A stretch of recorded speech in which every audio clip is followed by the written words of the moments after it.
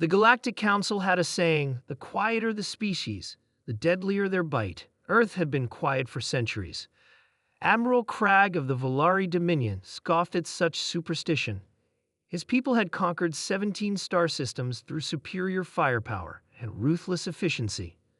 The primitive blue planet, isolated at the edge of an unremarkable spiral arm, would be conquest number 18.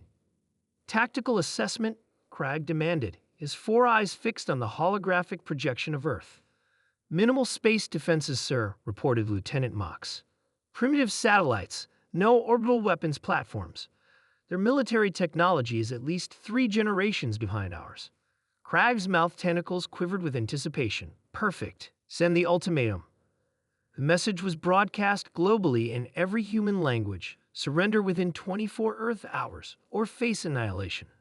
The Volari expected panic, chaos, perhaps immediate capitulation as had happened on so many worlds before. Instead, they received a single reply from the United Earth Defense Council, noted. That was it. No pleading, no negotiation, no surrender. Just one word that Admiral Cragg couldn't decipher the meaning of. He ordered the invasion to proceed as planned. The first wave consisted of 300 assault ships targeting major population centers. As they entered Earth's atmosphere, something unprecedented happened. The ship's navigation systems simultaneously failed. Pilots reported control surfaces responding to phantom commands. One by one, the invasion craft veered off course, crashing into uninhabited areas or splashing harmlessly into oceans. Not a single human casualty was reported. Impossible, Cragg roared, smashing a control panel. They have no technology capable of this. His communications officer looked up nervously. Sir, we're receiving a transmission from Earth. On screen appeared a human male, unremarkable except for his calm demeanor. This is General Tom Williams of Earth Defense. That was a warning shot. You have 6 hours to withdraw from our solar system. Cragg laughed, the sound echoing through the command deck. You think because you got lucky with some primitive jamming technology that we'll retreat. We are the Volari. We do not retreat. Williams smiled slightly. We expected you might say that. Very well. The transmission ended. 5 hours later, Cragg's mighty dreadnought, alongside 2/3 of his fleet, had been reduced to space debris. Earth hadn't fired a single conventional weapon. Instead, something was turning the Volari's own technology against them. Life support systems suddenly decided crew quarters should be vacuum. Reactor safeguards disabled themselves. Navigation computers plotted collision courses with other ships. Cragg, aboard one of the few surviving ships, received another transmission. General Williams again, looking as calm as before. Admiral, we hacked your systems decades ago. We've been watching the Volari since your species achieved spaceflight. We know about the 17 worlds you conquered. We know about the billions you've enslaved or killed. Cragg felt cold fear spreading through his body. Impossible. Our systems are unhackable. Williams chuckled. That's what everyone thinks. Here's what happens next. We're sending you home with a message. Earth is off limits, but we're not stopping there. The general's expression hardened. We've already transmitted the means of resistance to every world under Volari control. Your conquest days are over.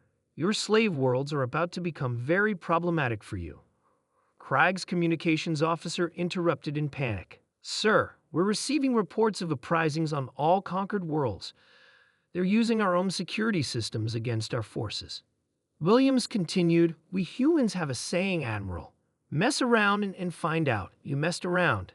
Consider this your finding out. When the shattered remnants of the Volari fleet limped home, they found their empire in collapse. Security systems turned on their operators. Automated factories produced weapons for rebels instead of supplies for the military.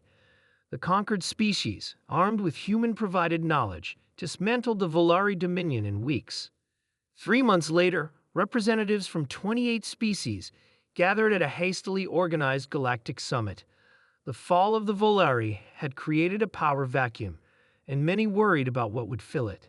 To everyone's surprise, Earth sent a single representative, a middle-aged woman named Jane Miller, who looked more like a teacher than a diplomat. Earth has no interest in conquering anyone, she announced to the assembled delegates. We value our privacy and independence, and we respect yours. We remained quiet, not because we were weak, but because we were listening and learning." She paused, scanning the room of alien faces. "However, we will not tolerate aggression against us or others. The Volari learned this lesson the hard way. If anyone else wishes to learn it as well, we're prepared to teach it again."